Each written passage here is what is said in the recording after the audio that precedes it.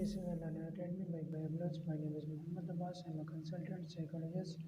Today our topic is consumer psychology, lecture number 37. In this lecture we will discuss problem recognition, search and evaluation. तो हम बात करते हैं problem recognition. Problem recognition क्या होता है? Problem recognition results when a consumer recognize a difference of sufficient magnitude between what is perceived as a desired state of affairs and what is the actual state of affairs, enough to arouse and activate the decision process. मतलब problem recognition, problem को समझने का जो process है, जो हम procedure करते हैं, वो तब जन्म लेता है जब कंज्यूमर कॉन्फ्लिक्ट खा रहा होता है या कंज्यूमर को कॉन्फ्लिक्ट पेश आ रहा होता है। कहाँ पे? एक दो स्टेट है। एक स्टेट ये है कि जो एक्चुअल स्टेट है, जो उसकी नीड को फुलफिल कर रही है वहाँ पे। एक जो उसकी डिज़ायर है अपने नीड को फुलफिल करने की। मतलब अगर हम कहते हैं कि उसने ड्रेसिंग करनी है, कि एवरेज ड्रेसिंग भी कर सकता है जिससे उसका नीड ये है कि उसने खुद को कवर करने तो कवर हो जाएगा।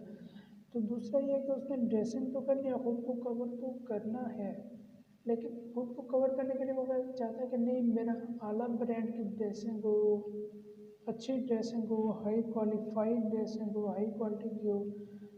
तो ये उसकी डिज़ायर होगी, जबकि उसकी एक्चुअल स्टेट क्या है कि उसने उसको कवर करना और कवर करने के लिए नॉर्मल ड्रेसिंग इनफ है। तो यहाँ पे आके प्रॉब्लम रिकग्निशन जन्म लेती है कि उसने उसको रिजॉल्व करने के लिए क्या प्रोसीजर यूज़ करना है। तो प्रॉब्लम रिजॉल्व करने के लिए जो मोटिवेशन होती है वो depend upon two factors. Importance of problem, कि प्रॉब्लम कितना अहम है, magnitude, the discrepancy between actual and desire state, कि उसकी एक्चुअल और डिज़ायर में कितनी डिस्क्रिपेंसीज है, कितना फ़र्क है।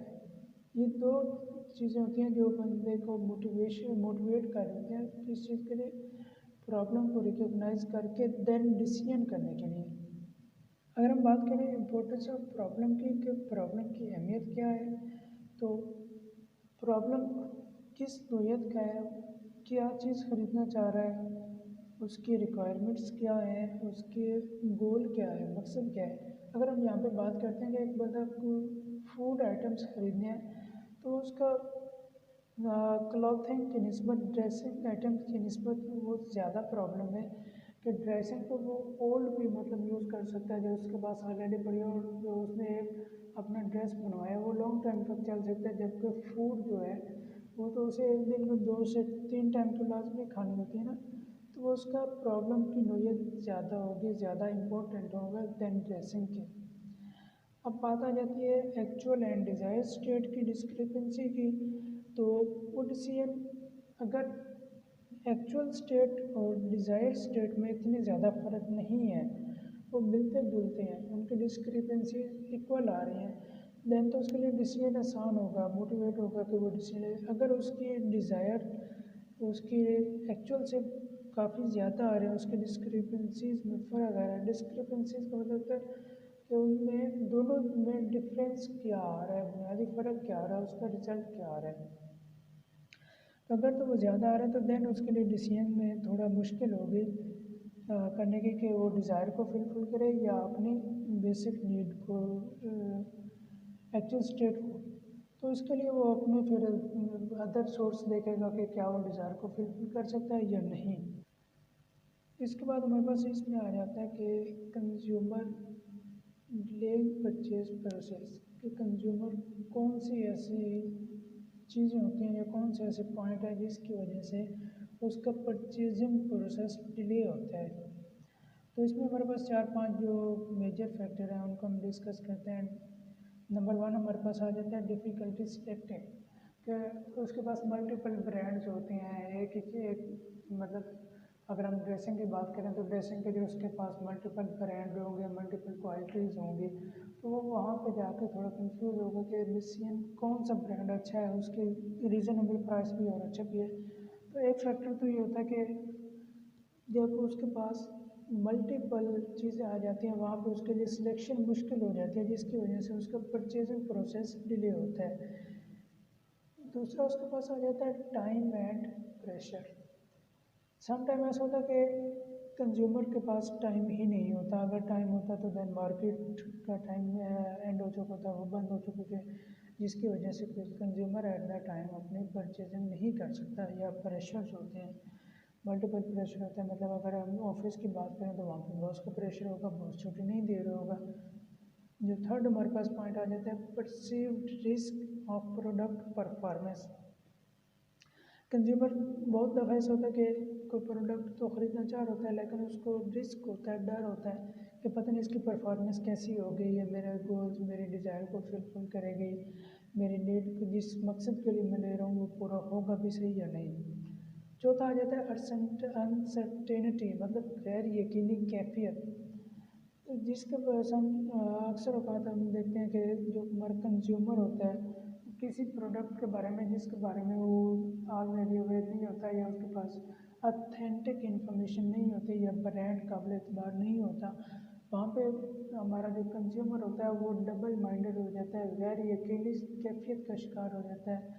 लूँ न लूँ, ये ले लूँ वो ले लूँ, अगर ये लूँगा तो इसका क्या फ़ायदा होगा भी सही या नहीं, हो सकता है कि मैं लूँ और जैसे इसको मैं इस्तेमाल करने लगूँ तो ये ज़ाया हो जाए, ख़राब हो जाए, डैमेज हो जाए।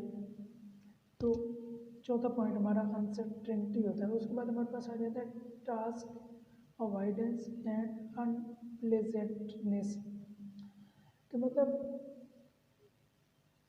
जो हमारा कंज्यूमर होता है वो अपने टास्क से, अपनी परचेजिंग से, या जो उसके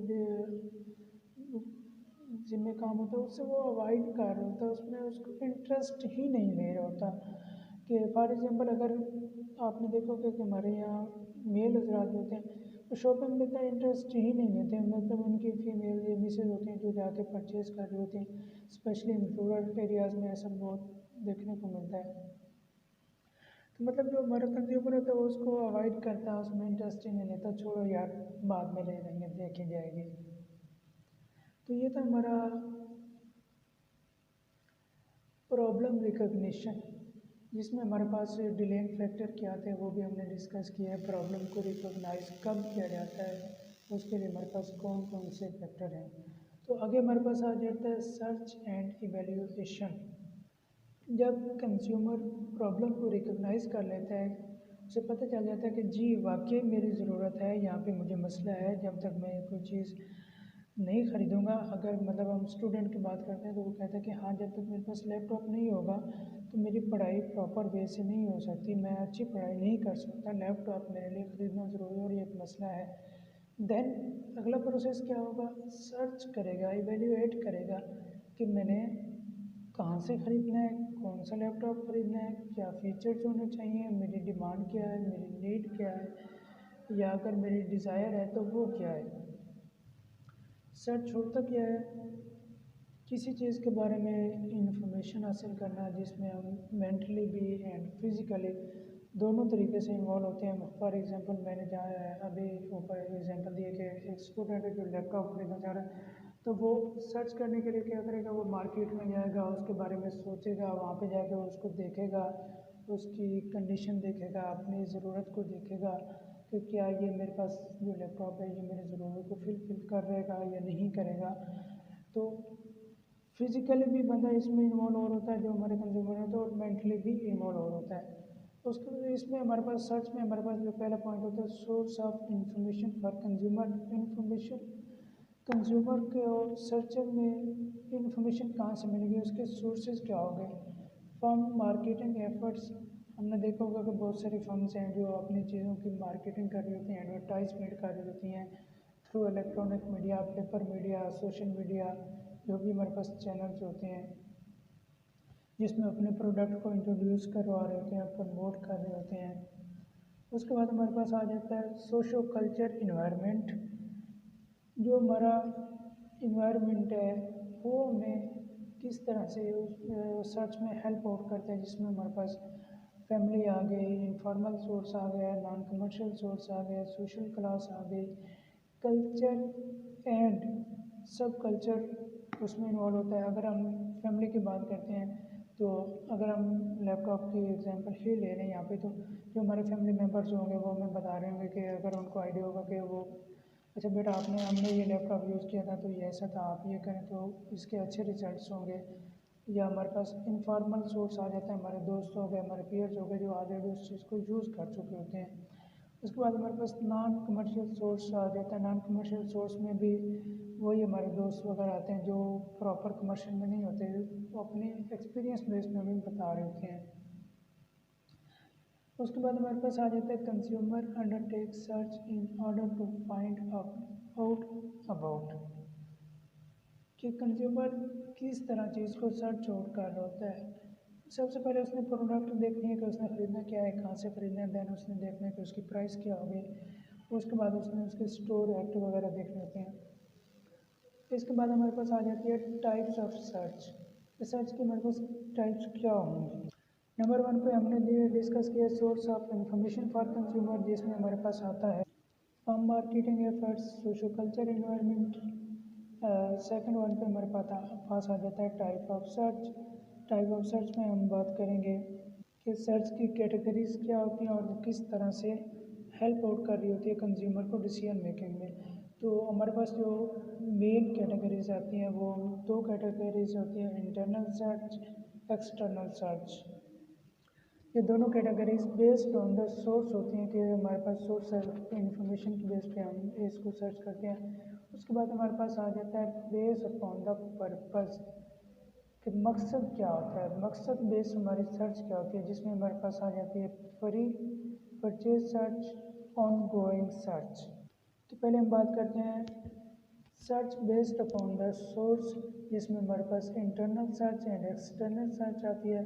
तो इंटरनल सर्च क्या होती है, आफ्टर रिकग्निशन, प्रॉब्लम को रिकॉग्नाइज करने के बाद ये हमारा पहला स्टेप होता है जो मेंटल प्रोसेस होता है, जिसमें हम रिकॉल कर रहे होते हैं, रिव्यू कर रहे होते हैं इंफॉर्मेशन को जो हमारी मेमोरी में स्टोर होती हैं अकॉर्डिंग टू परचेज सिचुएशन, कि हमने कोई चीज़ ख़रीदनी है उसके मुताबिक हम अपनी मेमोरी में जो इन्फॉर्मेशन होती है उनको हम रिकॉल कर रहे होते हैं, रिव्यू कर रहे होते हैं। This is a internal search. आगे बात आ जाती है हमारे पास एक्सटर्नल सर्च की। तो एक्सटर्नल सर्च क्या होता है, एक्सटर्नल सर्च में हमारे पास जो सोर्स ऑफ इंफॉर्मेशन होता है वो इंटरनल भी हो सकता है, एक्सटर्नल भी हो सकता है। इंटरनल में हमारे पास मेमोरी आ सकती है जो हमारी मेमोरी की इंफॉर्मेशन होती है, और उसके अलावा हमारे पास एडवर्टाइजमेंट वगैरह आ जाती हैं, या हमारे पास स्टोर डिस्प्लेज आ जाते हैं, प्रोडक्ट टेस्टिंग मैगजीन आ जाती हैं। तो ये इस बेस पे जो हम इंफॉर्मेशन ले रहे होते हैं वो हमारी एक्सटर्नल सर्च कहलाती है। सेकंड पॉइंट हमारे पास आ जाता है search based upon the purpose, जिसमें हमारे पास आ जाते हैं परी सर्च डिसीजन मेकिंग। पर रिसर्च में जो कंज्यूमर होता है before actively engaging in external search for information, initial decision लिया जाता है, बुनियादी फैसला किया जाता है कि अच्छा मैंने ये चीज़ लेनी है। फॉर एग्जांपल अगर एक स्टूडेंट है वो कहता है मैंने अपनी स्टडी की जो रिक्वायरमेंट्स हैं उनको फुलफिल करने के लिए मुझे चाहिए होगा मोबाइल ले सकता हूँ, मैं कंप्यूटर ले सकता हूँ, लैपटॉप ले सकता हूँ, ये मेरे पास 3 ऑप्शन है। तो मैंने इनमें से लेना क्या है, और ये सर्च डिसीजन मेकिंग के पहले वो डिसीजन करेगा कि अच्छा मैंने लैपटॉप लेना है, लैपटॉप मेरे लिए ज़्यादा सूटेबल होगा। तो उसके बाद वो मार्केट में उसको सर्च करेगा, एक्सटर्नल सर्च करेगा, एडवर्टाइजमेंट देखेगा, मार्केट में जाके उसको सर्च करेगा। तो मतलब जो हम मार्केट में जाने से पहले डिसीजन करते हैं कि हमें फलां चीज़ लेनी है, this is called pre search decision making. उसके बाद हमारे पास आ जाता है ऑनगोइंग सर्च। ऑनगोइंग सर्च में ये होता है कि जब हम प्री सर्च डिसीजन मेकिंग कर चुके होते हैं तो देन हम उस पर अपनी सर्च जो जारी रखते हैं। अच्छा ठीक है अब हमने ये चीज़ लेनी है तो उसके लिए मार्केट में जाएंगे, एडवर्टाइजमेंट देखेंगे, व्हाट्स ओवर, वो हमारा होगा ऑनगोइंग सर्च।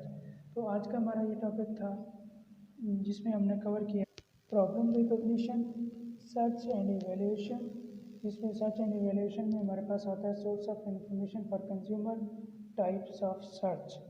तो आज का लेक्चर हमारा इतना ही था। आज के इंशाल्लाह मिलते हैं अगले लेक्चर में, तब तक के लिए अल्लाह हाफ़िज़।